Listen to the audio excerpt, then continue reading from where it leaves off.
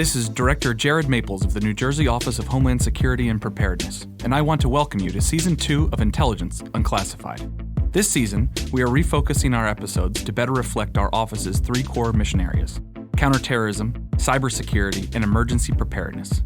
We'll be pulling both local and national experts in these three fields, all in an effort to discuss New Jersey's diverse threat landscape and offer you a unique perspective on the current trends and issues facing the Garden State. If this is your first time listening, then thanks for coming. Please feel free to add this podcast to your RSS feed or iTunes. You can also follow NJOHSP on Facebook, Instagram, and Twitter at NJOHSP.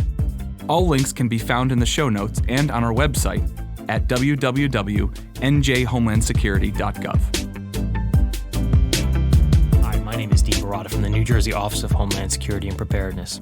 On May 15th, our office held its second annual Domestic Terrorism Conference, where we brought together law enforcement, intelligence, and academic professionals to discuss the topic of domestic terrorism and its presence in our communities across the country and internationally.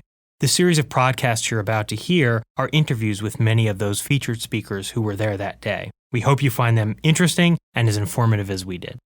Hello, my name is Dean Baratta from the New Jersey Office of Homeland Security and Preparedness, and today I'm joined by Lisa McInerney. Lisa is the program manager for VOX-Pol and a research fellow in the School of Law and Government at Dublin City University in Ireland. Her research interests are in violent political extremism and processes of violent radicalization, with a particular interest in the potential for violent radicalization via the internet. Analysis of violent political extremist narratives aimed at radicalizing youths across a range of ideologies formed the core of her most recent research, along with exploring the potential for the development of effective counter-narrative strategies. Ms. McInerney has been invited to contribute on related issues at a variety of international events, including at the United Nations, European Commission, the OSCE, and the U.S. Naval Postgraduate School. So, Lisa, welcome. Thank you for joining us today. Thank you, Dean, for the opportunity to be here today.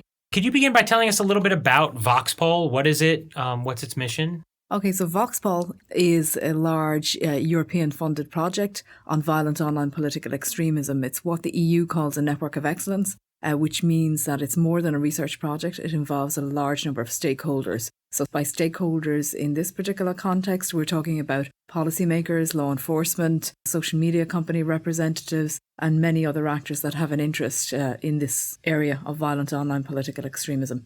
And I was talking to you a little earlier, and you'd said oftentimes what VOX-Pol does is you will get queries from decision makers really across the EU, and that will sort of direct your research. Is that correct? Okay, so basically how it works in VOX-Pol is we've got a 5-year program which was set out at the submission stage of the project. So when we applied for funding, we started writing this in 2010. Things have moved on pretty much very quickly since then. It's a really fast-changing space online in terms of extremist content, choice of platforms, etc. So we had mapped out generally what we were doing for that 5 years. So that involves a lot of different work packages and different activities within work packages. And our contract is our description of work. So all that detail is outlined in there. However, we do have some room for maneuver within that, insofar as, we're doing case studies of various different ideologies, for example, and the choice of actors, for example, groups that we might wish to focus on might be very different today to when they were when we started writing the proposal. Things move on really, really fast. Yeah, so it's a lot of our work is output and it goes directly to policymakers and interested parties because we have this stakeholder group. So now we met a couple years ago at a conference here in the U.S. And I guess maybe one question people have is you're part of a European organization. What brings you to the U.S.? We're in the U.S. fairly frequently. The biggest academic conference we go to regularly every single year is the International Studies Association Annual Convention. So that rotates around different cities in North America. So it's always Canada, the United States, and mostly the United States. So we're regulars at that particular event where there are a lot of panels related to terrorism more generally. And usually there are quite a number of panels as well related to online activity, which we're interested in. So given sort of your almost global reach, even though you have a European-focused mission, I was wondering, have you noted any sort of similarities or differences between extremism in Europe and in the U.S.? Because we study online activity, the internet is global. It's globally used, and there's a lot of interaction between people that are, in distant places. So nowadays with the internet, if you're into something really strange and wonderful and you've nobody in your town, your locality that has similar interests, you can reach out and find people online that are most like yourself. They could be thousands of miles away.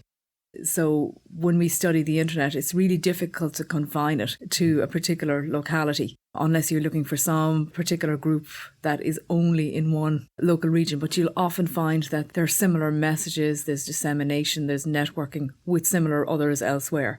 So it really forces you have to look globally. Yes. Even if you have a restricted sort of physically geographical limit to where you're working, right? Absolutely. Because even if you're looking at social media content, for example, and you want to analyse that geographically, it's really, really difficult because in a lot of cases, say, for example, on Twitter, there might be no geographic data in that profile.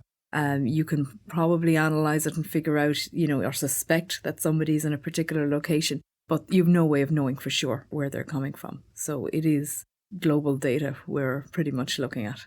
So now Europe obviously has a long history of radicalization and political extremism. Are there lessons from past eras, for example, those maybe in Northern Ireland, that you think can be applied to the way we think about the topic today? I mean, I know oftentimes we kind of think terrorism started on 9/11, and so we kind of have to invent everything anew. But are there lessons we can learn from eras before social media and before the internet even? Yeah, I think certainly we can learn a lot from Northern Ireland, and especially today when a lot of the people who were involved in political violence and a lot of people who were involved in the peace process who know a lot about what went on are reasonably open to discuss the dynamics.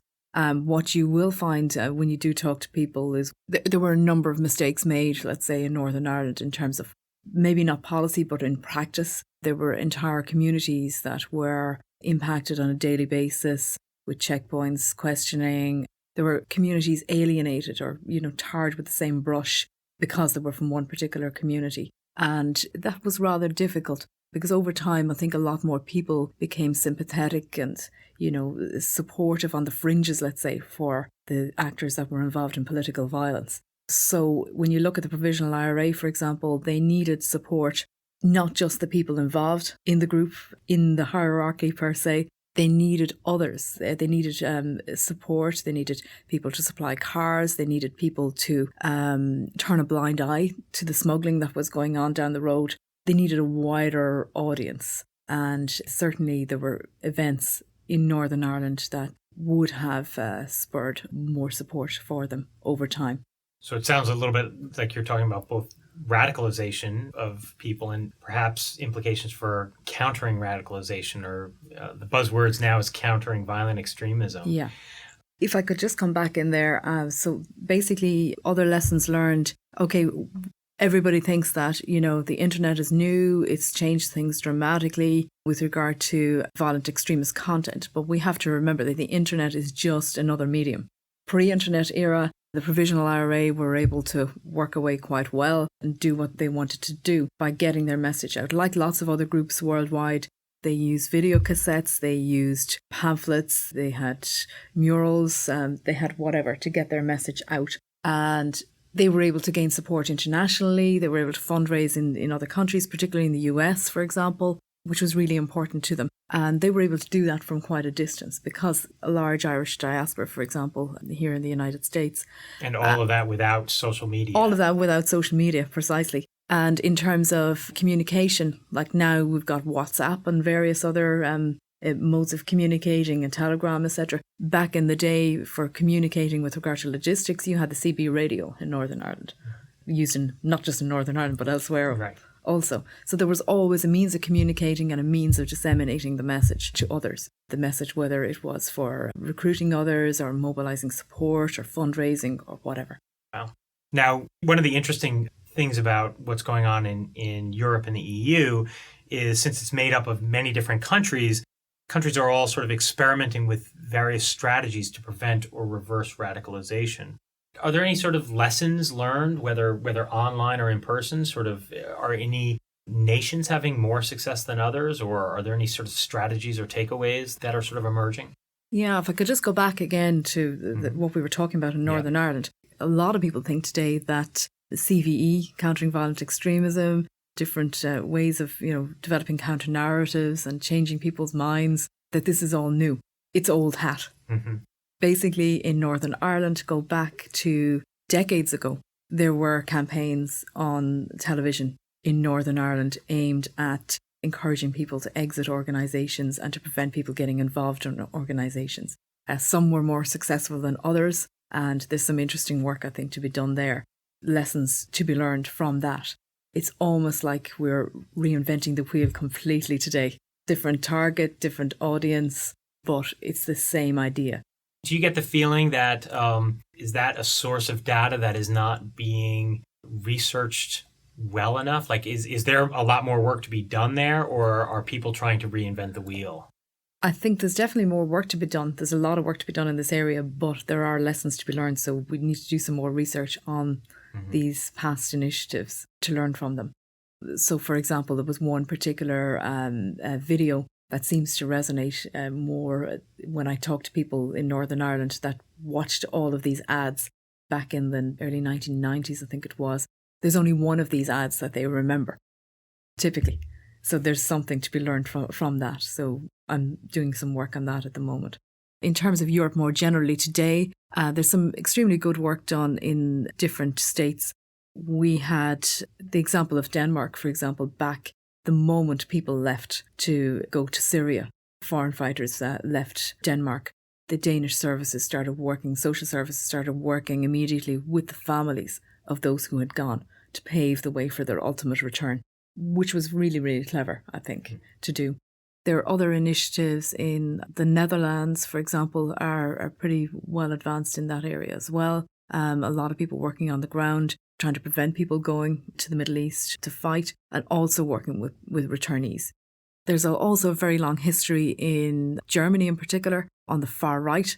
Exit Deutschland, for example, have an initiative where they are trying to work with members of the far right that might want to exit the organisation, to facilitate them in some way and say, look, if you ever want to talk, we're here. And they've had some really clever initiatives over the years, and they're on the go for quite some time. And we've a lot of lessons to be learned there also, I think. Now, VOX-Pol, in addition to the research you do for policymakers, you also publish a number of reports that are available to the general public, and you have a pretty active website as well that sort of previews a lot of research. Could you maybe talk a little bit about that, and are there any publications that you guys have maybe put out recently that you'd recommend? Yeah, we've had a few publications in recent times. We have one, Check the Web, which is looking at the ethics of policing and monitoring online activity. Also, we have another report that's primarily focused on lone actors. There's an updated version of that report published in an academic journal. And we've also recently published a literature review on online radicalisation, just went to print last week. All of those reports are available open access via our website. There are a lot more reports in the pipeline. Most of the reports will be out in the next, the project runs to the end of 2018, so the bulk of the work is yet to be seen. Other than that, we also have a repository. We have an online library on voxpol.eu. It's a go-to place for all articles, academic articles, policy papers, reports, video content, anything related to violent online political extremism. We're trying to make available open access as much as possible. So where there is an open access version to, say, a journal article, we will have that accessible via the online library. In some cases, it's not possible to do that, but in most cases, it is. So what that means is that most of our material, it's not our material, it's most of the material that we have linked in the library is completely accessible to people who are not academics. Because normally academics through their institutions can access through their libraries, journal articles that you've got to subscribe to. So most of our consumers of content are actually outside of academia. So policymakers, law enforcement, etc. They don't generally have access to this content. We're basically facilitating this. And then lastly, I was wondering if you could recommend, maybe apart from a VOX-Pol publication, something you would recommend for our listeners if they wanted to know a little more about either online radicalization, perhaps extremism in Europe, sort of your choice. Okay, so what I would say is that post 9/11, There were a lot of academic articles out there on terrorism, and a lot of them lacked empirical evidence. A lot of the writing was highly emotive. In the last few years, there's more empirical work being done, but still there's an awful lot more work yet to be done. And I really cannot recommend one particular article that would be a go-to item. However, what I would say is that anybody interested in this area and violent online political extremism, if you do want to find what is there and what is good, the go-to place is actually the online library on VOX-Pol.eu. We actually use it quite a bit here. We've used it a lot of times as a great reference. It is super. And very easy to navigate and look through. So I second that recommendation. That's great. That's good to hear. So Lisa, again, thank you very much for joining us. Thank you, Dean. Again, all links can be found in the show notes and on our website at www.njhomelandsecurity.gov. If you have any ideas or topics for future episodes, please contact us on Twitter at NJOHSP or email us at intelunclass@njOHSP.gov. Thanks for listening, and don't forget to subscribe to Intelligence Unclassified.